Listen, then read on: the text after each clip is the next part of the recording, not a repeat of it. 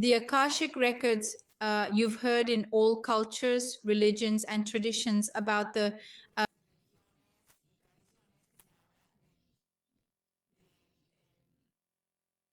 Book of Life. Imagine a library with countless books where all your soul's actions and all the decisions you've made throughout your life are written.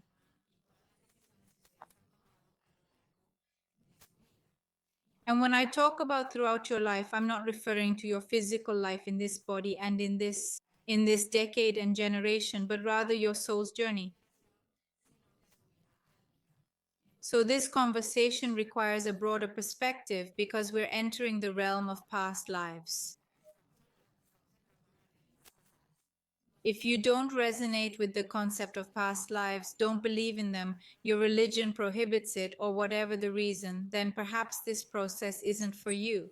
And I deeply respect that with no issue. If you believe in past lives and believe that you, for example, make decisions or have been making the same decisions repeatedly, you're having the same relationships, always falling into the same situations, and you say, but why me? Why do I always end up in the same situations with the same types of people crossing my path? Why me? It's likely because at a soul level, you've made decisions in past lives or in this one that keep repeating themselves over and over, and you're not conscious of these decisions. And as you become more conscious of them, you'll gain greater power to make more aware decisions in the future. So when I read the Akashic Records, I'm essentially looking at the quality of your soul. I can see, for example, what percentage of your soul is complete and what percentage has been lost over time. There's something called God's spark, which is like the divine spark. So when you experience severe trauma in life, and when you make decisions that can cause immense pain and harm to others or yourself, the soul loses quality and brightness. When your soul isn't aligned with your being, it becomes very difficult to manifest, to make things happen, or to make conscious decisions. This can all be seen in the Akashic Records. You can also discover your talent, your purpose, what is the lesson you came here to learn.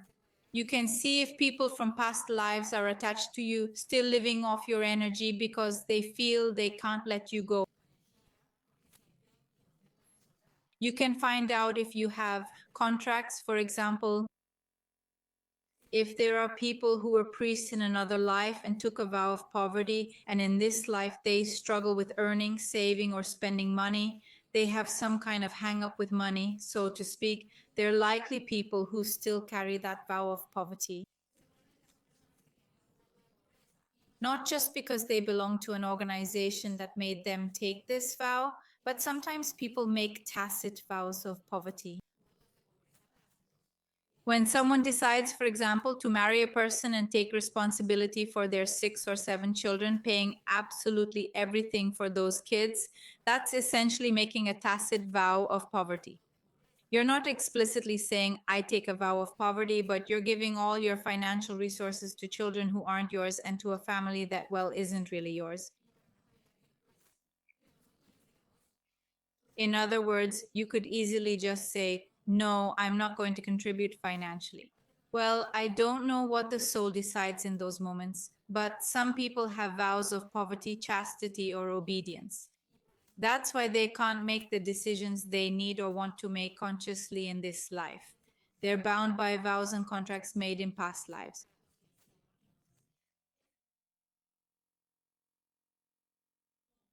From that same fifth dimension, from those same Akashic records, I can access your home or business and see exactly what entities are present. When I talk about entities, I mean souls in transition that haven't been able to move on to where they need to go, but also negative thought forms.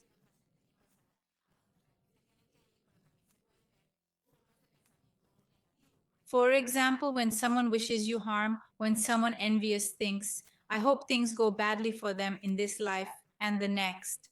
Sometimes those negative thoughts and bad vibes stick to your home and remain there, and whether you like it or not, they affect you. And then they affect your business, your customers, your sales, and your abundance. And if it's in your family, it affects your children, your spouse, your relationship, your partnership.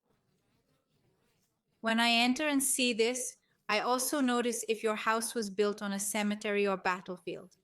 Just imagine the energies present in a house built where there used to be indigenous burials, satanic offerings, voodoo rituals, and similar practices. There's so much energy. The earth, you see, Mother Earth retains all these energies, and at certain times, at certain moments, it's like she breathes in and out, releasing all that energy, and that energy attacks. It enters your home. It's that simple. So I go in and do that cleaning too, because becoming aware of what's in your house is already a cleansing process in itself. But I also provide you with, I create a